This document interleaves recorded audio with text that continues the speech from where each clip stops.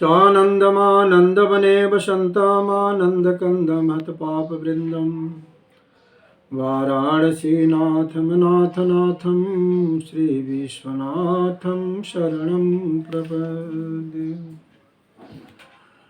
आज फाल्गुन शुक्ल पक्ष की चतुर्दशी तिथि, दिन सोमवार, मघा नक्षत्र, सुकर्मा योग, कुंभ राशि का सूर्य, सिंह राशि का चंद्रमा और मीन राशि का बृहस्पति है। आज भद्रा सायंकाल 3:56 से सुबह के 4:48 है और आज होलिका दाह भी है, कल होली है। लेकिन भद्रा पूछ में होलिका दाह हो सकता है और भद्रा पूछ की शुरुआत 12:23 रात्रि से लेकर के 1:35 तक है। तो रात्रि के 12:23 से लेकर के 1:35 के बीच में होलिका दहन किया जा सकता है, उसमें भद्रा का दोष नहीं लगेगा। जैसी कि चर्चा आपके बीच में हो रही है, बुढ़ापा में जीवन को कैसे सुधारे, कैसे संवारे और कैसे सुख शांति से बिताएं।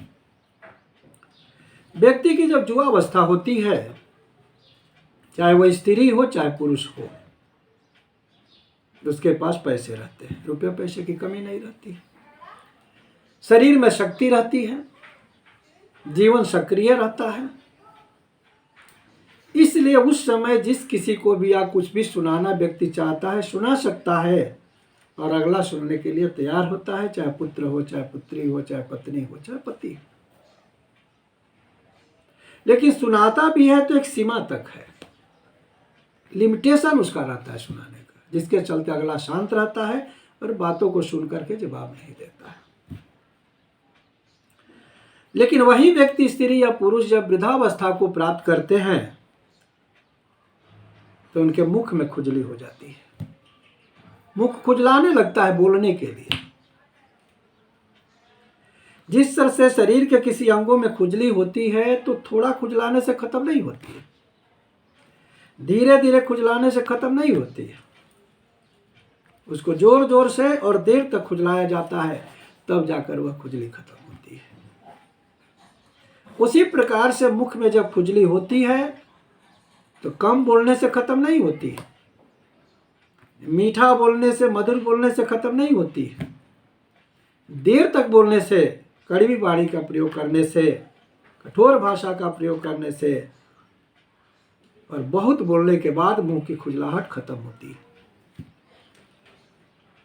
बोलते हैं तो बोलते ही जाते हैं। कटुक बचन मधुर बचन है औषधि, कटुक बचन है तीर, श्रवण द्वार है संचर सालय सकल शरीर। मधुर बचन, मधुर वाणी औषध की तरह, दवा की तरह काम करती है। कड़वी वाणी बाण की तरह घायल करती है। वह कड़वी वाणी कान के द्वारा शरीर के अंदर प्रवेश करती है, लेकिन संपूर्ण शरीर में पीड़ा उत्पन्न करती है। और वृद्धावस्था में कड़वी वाणी का ही प्रयोग ज्यादा हो जाता है। ऐसी वाणी बोलिए मन का आपा खोए, औरन को शीतल करे आप शीतल होए।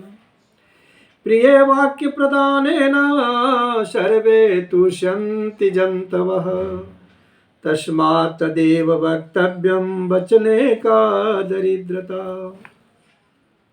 मधुर वाणी से, मीठी वाणी से सभी जीव संतुष्ट होते हैं, प्रसन्न होते हैं। इसलिए उस मधुर बातें बोलने में किसी प्रकार की कंजूसी, किसी प्रकार की कमी नहीं करनी चाहिए। वृद्धावस्था में अब कड़वी वाणी का प्रयोग करते हैं, बहुत तक, बहुत देर तक सुनाते हैं, बहुत ज़्यादा बात बोल देते हैं।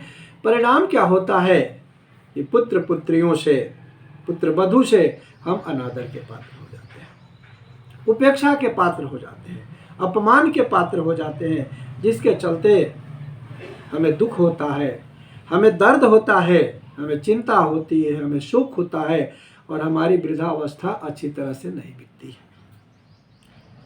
इसलिए शास्त्र पुराणों में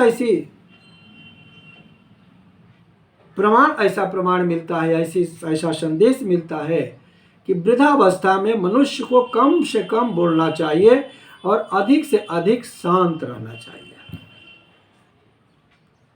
अधिक से अधिक मौन रहना चाहिए।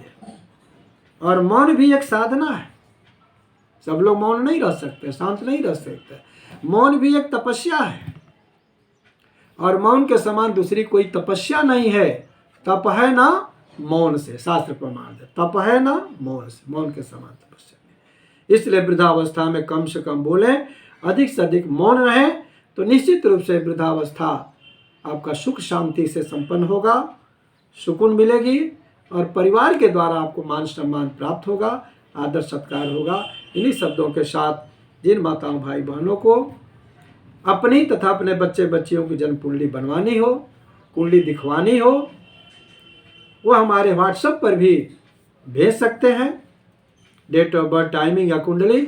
हम हमारा ऑफिस काशी के श्री संकट मोचन हनुमान मंदिर गेट के बिल्कुल ही समीप में माँ दुर्गा ज्योति संस्थान के नाम से है। वहाँ भी आकर के आप संपर्क कर सकते हैं, अपनी समस्याओं का समाधान कर सकते हैं। इन्हीं शब्दों के साथ जय श्री काशी विश्व।